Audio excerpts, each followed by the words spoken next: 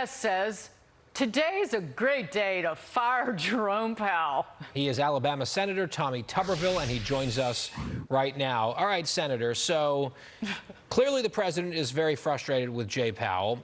Powell is saying that he's expecting this inflation to show up at some point. I guess the question that I have is, what if it doesn't? How long does he wait? Yeah.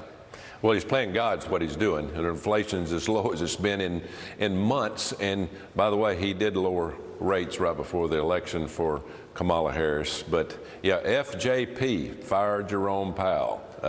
We put that out every day online, and we've gotten a lot of hits from that. He's killing our farmers, our small businesses, and the middle class because there's no homes for sale. The problem is people like that 3% interest rate they got years ago, back before everything went to hell in a handbasket, and now it's up to 7-8%.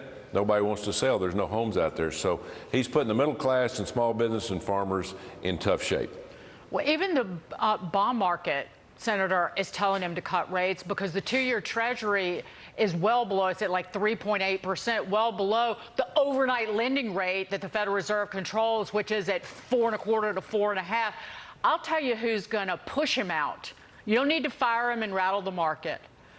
Push him out will be fellow Fed governors like Bowman and Waller and Austin Goolsbee have all come out and said, yeah, we're probably going to need to cut rates in July.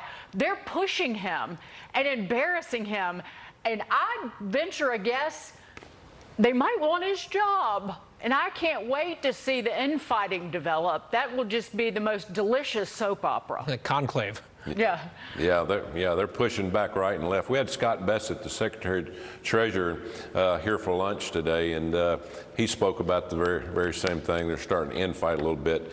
But at the end of the day, he's playing politics. And he's played politics, and when I first got here 5 years ago, he came to my office and I asked him, you know, are you ever going to raise rates? He waited forever to raise rates, you know, when Joe Biden went in, and then he kept raising, and now he's not even thinking about lowering the rates. Mickey Bowman, by the way, is vice chair of the Fed. I've known her for a long time. She's very, very good. But she did not vote for those rate increases before the election. And, of course, she knew politics were involved. But we got to get politics out of all this mess. If he would drop 100 points down, which is basically a point today, that would save to $300 or $400 billion for the American taxpayers for a year.